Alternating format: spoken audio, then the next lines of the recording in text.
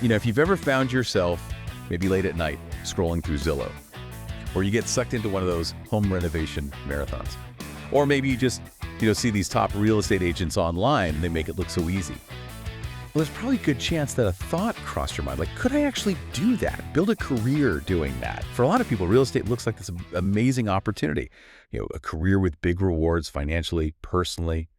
But let's be real here. It's also a field that demands serious persistence, a clear strategy, and maybe the most important thing, the right guidance. So if you've ever thought, nah, that's impossible, or that's not for people like me, well, this deep dive is really for you. We want to show you why that's just not true. Our mission today is to get you past just thinking about real estate.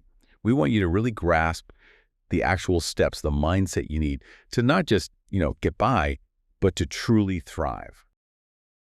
I totally remember that initial pull, that sort of exciting vision. When I first thought about it, I pictured all the highlights, right? Showing these beautiful homes, champagne at closing, handing over the keys, people who were just thrilled. What I didn't picture, the 11 p.m. calls from stressed clients. That horrible feeling when a deal just collapses right at the end. Or those weeks where you're just full of self-doubt, wondering if you made a huge mistake. Okay, so let's unpack that. Because those bits, the unseen stuff, that's where the real learning is. That's where thriving happens. That's so true. The public image often just glazes over all the hard work, doesn't it? Yeah. It's so polished, so effortless. Our goal here in this deep dive is really to strip that away, give you a balanced, realistic view. Because success in real estate, it isn't luck. It's not just about personality either. It's about having a solid plan, a proactive strategy, and a really strong support system. With that foundation, yes, absolutely, anyone can build an incredibly successful career. Okay, so let's dive into that. What is it that makes this career so exciting? Why does it draw so many people in? Beyond the obvious, what are those core things that really spark people's interests? And how do the agents how do they leverage those things? Here's where it gets really interesting. One of the big ones you always hear about it is flexibility. That idea of no cubicles, right? No rigid 9 to 5. Being your own boss, controlling your time, your day. It sounds pretty great, doesn't it? It does. It sounds fantastic, and it's a huge draw. But the real insight for agents who thrive, it isn't just about having control. It's about managing it proactively. So yes, you set your overall schedule, but your clients, they are absolutely going to influence your day-to-day plans, often unexpectedly. Successful agents don't just react to that. They use things like sophisticated time blocking. They set aside specific times for clients, time for deep work like lead gen or paperwork, and really importantly, personal time. And many use, CRM tools really intelligently, not just for contacts, but to schedule their availability, streamline things. It turns that kind of passive flexibility into active strategic control. Makes a lot of sense. So it's not if your schedule changes, but how you build a structure for it. Okay. Then there's the big one. Unlimited income potential. That phrase definitely gets people listening. You hear no cap on earnings, like your effort directly equals your reward. But how does that actually work for the top performers? Well, this is where that entrepreneurial spirit really comes into play. It's not like a salary, obviously. Your income isn't stuck in a fixed range. But the key insight here is that the potential isn't just about working harder or longer hours. It's about strategic investment. Of your time, your resources. Top agents, they build what you might call pipeline diversity. They don't just rely on one thing like open houses. They actively build this whole ecosystem, referrals, fast clients, getting involved in the community, targeted online stuff. And many find huge success by specializing, maybe luxury homes or first-time buyers or even a specific neighborhood. That focus, it makes them the go-to expert. It drives higher value deals, and it creates this long-term compounding effect with referrals. It's less about chasing every single lead and more about positioning yourself strategically for sustainable high-yield growth. That's a really key difference. Strategic effort, not just sheer effort. And for me, another really big appeal is the impact you have. It's way more than just selling a house, isn't it? It's guiding people through, one of the absolute biggest decisions of their lives. I'll never forget my first closing, ever. They were a young couple, first home, and they had so many bumps in the road, financing issues, a scary inspection report. But when they finally signed those papers, they just broke down, happy tears, right there at the closing table. And in that single moment, honestly, every single late night, every setback, it was all completely worth it. What's fascinating here is just how deep that goes, emotionally and psychologically. You become this trusted advisor, almost like an anchor for them during this really intense time of stress, but also excitement. You're not just helping them buy property. You're often fulfilling this really basic human need, for shelter, for security, for belonging, and the satisfaction you get from building that trust, seeing that dream come true. That's a level of fulfillment you just don't find in many jobs. It's about becoming part of their life story, really, building relationships that go way beyond the transaction, and that creates future business, that legacy of trust. It's invaluable. Yeah, it really is powerful stuff. But okay, let's be real. Instagram highlights don't tell the full story. There are challenges, and we want you to be ready for them. One of the biggest things you'll face, especially at the start, is the income situation or, the lack of consistency. It's notorious for being inconsistent. You might absolutely crush it one month, have a fantastic month, and then the next, crickets, nothing. It's a roller coaster, and yeah, it can really test you. Right. And that unpredictability, it's not just a small thing. It's a core challenge. It demands serious financial discipline. So it's more than just saving. Agents who thrive, they set up dedicated business reserves, often like 6 months of operating expenses, maybe more, just to cushion those swings. They track their commission cycles really carefully, and they build a diverse lead gen strategy, not just for growth, but for that financial stability too. So cultivating leads from lots of places, online ads, networking, community stuff, it creates like a three-legged stool. It smooths out the highs and lows, makes income more predictable than just hoping one source comes through. That proactive financial planning sounds crucial, absolutely non-negotiable. And talking about that flexibility we mentioned earlier, well, it definitely cuts both ways. Yeah. Sure, you control your schedule, but you also work when clients need you.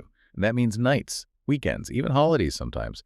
I remember missing family dinners because a great listing popped up, and the client just had to see it right then. It's just, well, it's part of the deal in a client-focused business. Indeed. It's really not just a job in that sense. It often becomes a lifestyle. It needs real personal sacrifice and a smart way to integrate work and life. The key for the agents who manage this well isn't just accepting it. It's learning to set effective boundaries without pushing clients away, of course. So maybe that means setting specific showing hours or using tech like automated schedulers to manage expectations. It's about being clear about your availability from the start, managing those client expectations, and yeah, having a strong support system in your personal life helps a lot. It shows commitment, sure, but also really smart self-management. Okay, setting boundaries, that's important. Then there's rejection. It's just unavoidable, part of the deal. Not every lead works out, not every offer gets accepted, and honestly, you are going to hear no way more than yes, especially when you're starting out, but really throughout your whole career. Yeah. And it can feel really personal sometimes. Yeah, it can. But if we connect this to the bigger picture, rejection in sales, it's not personal failure. It's just data. It's feedback. The real difference with top agents isn't that they don't get rejected. It's how they handle it. Their strategies for it. It's about building resilience that's more than just having thick skin. They use specific ways to handle objections. They actually listen to why the client is saying no instead of just moving on. They might use something like the feel, felt, found technique. I understand how you feel about that. Other clients have felt similarly. But what we've often found is, it turns that no into a chance to understand better, to refine their own approach. Every no is basically feedback that a smart agent uses to get better, making the next yes more likely. That's a really helpful way to look at it, no, as feedback, not failure. Okay.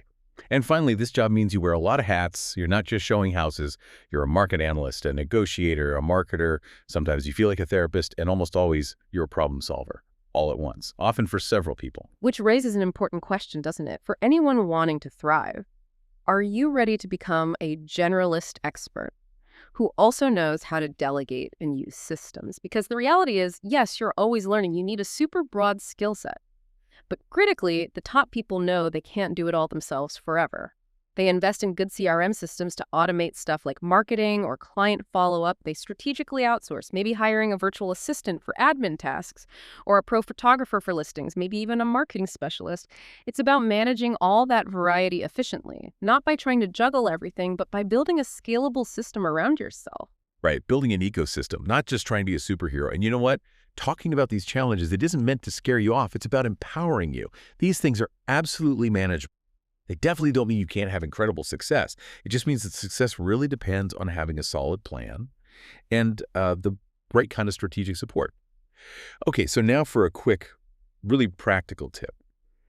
If you are seriously thinking about this career, or maybe even if you're already an agent but feeling a bit stuck, before you even think about signing up for a licensing class, do yourself a huge favor.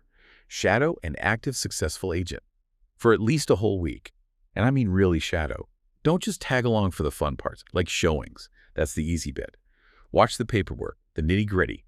Observe the negotiations that can get tense. Listen in on the phone calls. And pay special attention to the fires that pop up, because they always do. Last-minute loan problems, inspection surprises, clients getting cold feet.